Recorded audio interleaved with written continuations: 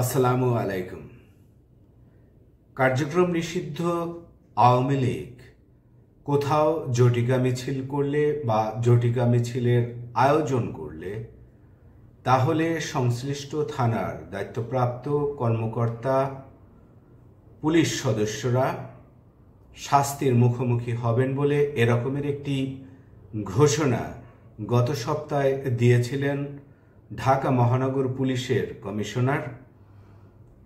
আমরা দেখেছি তার ওই ঘোষণার দিনই, অর্থাৎ তিনি যেদিন বেতার যন্ত্রে এই ঘোষণাটি দিয়েছেন ঠিক সেদিন রাতেই ঢাকা মহানগর পুলিশের শেরেবাংলা নগর থানার দুজন পুলিশ পরিদর্শককে, অর্থাৎ পরিদর্শক পেট্রোল সহ আরেকজনকে প্রত্যাহার বা সংযুক্ত করা হয় ডিএমপি সদর দপ্তরে।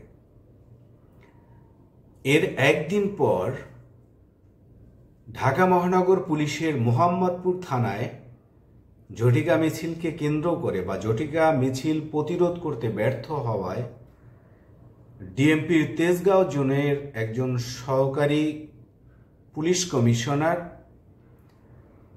সহ আর কয়েকজন পুলিশ কর্মকর্তাকে প্রত্যাহার করে নেয় ডিএমপি। অর্থাৎ ঢাকা মহানগর পুলিশের কমিশনার যেদিন ঘোষণা দিয়েছিলেন ঠিক তার পরপরই দুদিন আমরা দেখেছি যে শেরেবাংলা নগর থানা এবং মোহাম্মদপুর থানার কর্মকর্তাদের বিরুদ্ধে ব্যবস্থা নিয়েছে। অর্থাৎ পুলিশ কার্যক্রম নিষিদ্ধ আওয়ামী লীগের অঙ্গ সংগঠনের যে কোনো ধরনের কার্যক্রম প্রতিরোধের জন্য কঠোর অবস্থায় রয়েছে। এই ঘটনাটি অর্থাৎ ডিএমপি কমিশনার যেদিন ঘোষণা দেন তারপরই আমরা বিভিন্ন পুলিশ কর্মকর্তাদের সঙ্গে কথা বলেছি। তারা বিষয়টি নিয়ে যথেষ্ট উদ্বেগের মধ্যে রয়েছে এবং তারা কেউ কেউ বলছেন যে জটিকা মিছিল আসলে আয়োজন খুব দ্রুত হয়, অর্থাৎ কিছু লোক দেখা যাচ্ছে এক একজন গায়ে এক একজন হাঁটছে, হঠাৎ করে তারা সংঘবদ্ধ হয়ে দুইটা স্লোগান দিয়ে একটা ব্যানার খুলে তারপর চলে গেল।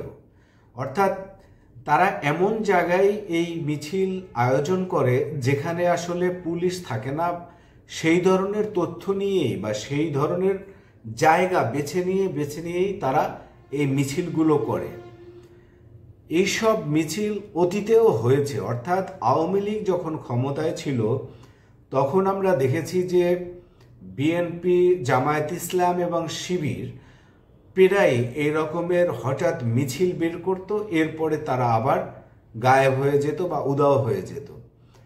আজকের দেখুন পট পরিবর্তনের পর আওয়ামী লীগ সেই ধরনের মিছিল বা মিটিং বা সেই ধরনের আয়োজনই করছে।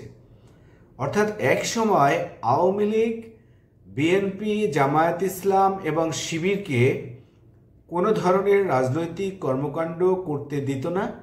তারা এই রকমের জটিকা মিছিলের ক্ষেত্রে যথেষ্ট কঠোর অবস্থানে ছিল। অর্থাৎ বিশেষ করে শিবির এবং জামায়াত ইসলাম কোথাও মিছিল মিটিং করতে আসলে তাদেরকে সব সময় পুলিশ আটক করেছে, আটক করে তাদেরকে কারাগারে দিয়েছে।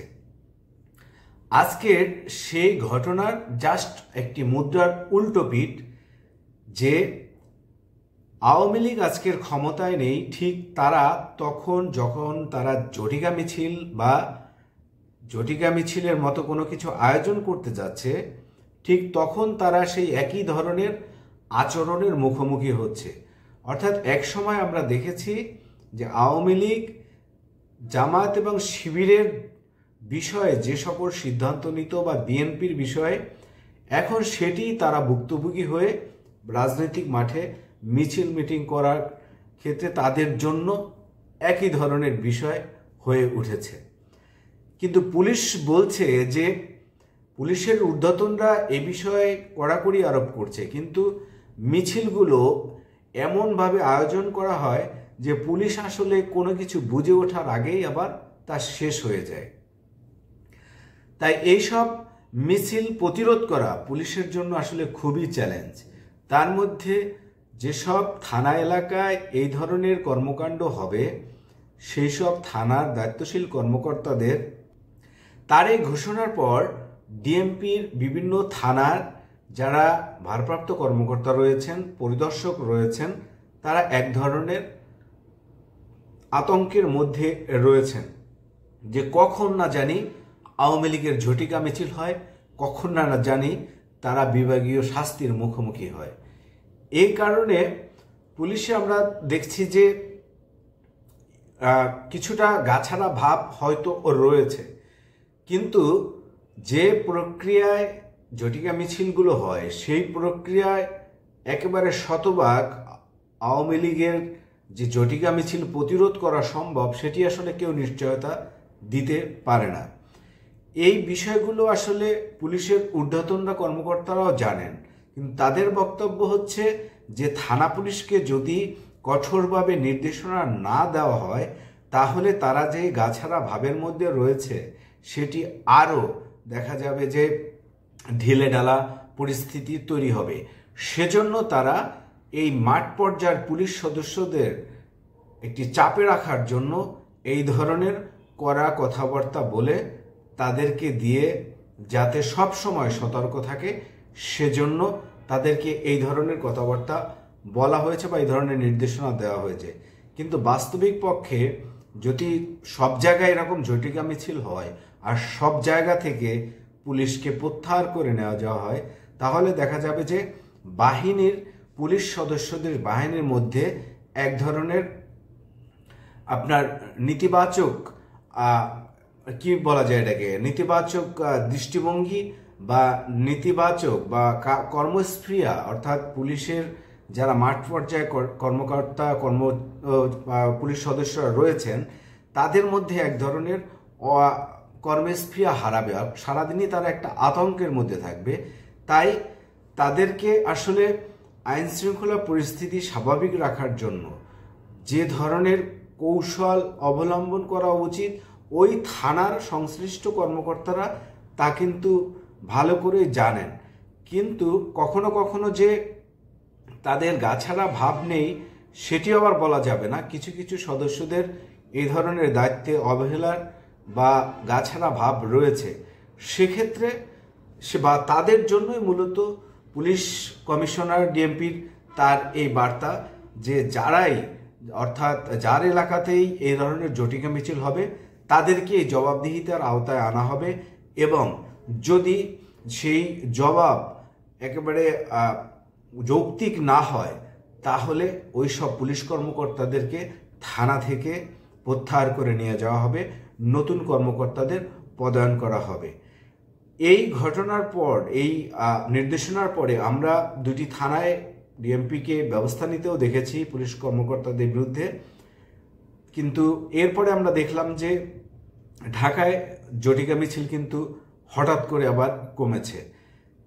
অর্থাৎ ওই পুলিশের কঠোর বার্তার পরে পুলিশ কমিশনার পুলিশ বিভিন্ন জায়গায় টহল বৃদ্ধি করেছে এবং তারা গোয়েন্দা তথ্য সংগ্রহের দিকে মনোযোগ দিয়েছে এবং আমরা দেখেছি যে বিভিন্ন বাসা বাড়ির মালিকদেরকেও নির্দেশনা দেওয়া হয়েছে যে কোথায় আওয়ামী লীগ বা আওয়ামী লীগ পরিচয় আওয়ামী লীগ নেতাকর্মীরা যদি বাসায় ভাড়া নেয় বা কোথাও যদি তারা থাকেন তাদেরকে বাড়ির মালিকদেরকে তথ্য দেওয়ার জন্য ডিএমপির অতিরিক্ত কমিশনার ক্রাইম তিনি নজরুল ইসলাম তিনি আহ্বান জানিয়েছেন ঢাকার বাড়ির মালিকদেরকে তাদেরকে তথ্য দেওয়ার জন্য অথবা জাতীয় জরুরি সেবা জানানোর জন্য। তাই বিভিন্ন নানামুখী আওয়ামী লীগের যে কার্যক্রম প্রতিরোধের জন্য ডিএমপি বিভিন্ন ধরনের কার্যক্রম নিয়েছে। আমরা দেখেছি যে বিভিন্ন এলাকায় মহল্লায় অভিযানও শুরু করেছে এবং বিভিন্ন জায়গা থেকে আমরা দেখছি যে গত কয়েকদিন উত্তরা গুলশান এবং যাত্রাবাড়ি এলাকা থেকে আওয়ামী লীগের শীর্ষ কয়েকজন নেতাকে গ্রেপ্তার করা হয়েছে, সংসদ সদস্যদের গ্রেপ্তার করা হয়েছে। অর্থাৎ পুলিশ তার তৎপরতা বৃদ্ধি করেছে এবং আমরা দেখেছি যে এই তৎপরতার কারণে এই সপ্তাহে ঝটিকা মিছিল হয়নি। তবে পুলিশের এই তৎপরতা ভেঙেও আওয়ামী লীগ ঝটিকা মিছিল করে কিনা বা তাদের রাজনৈতিক কার্যক্রম আসে কিনা সেটি এখন দেখার বিষয়। আজকের এ পর্যন্ত, সবাই ভালো থাকুন। আল্লাহ হাফেজ।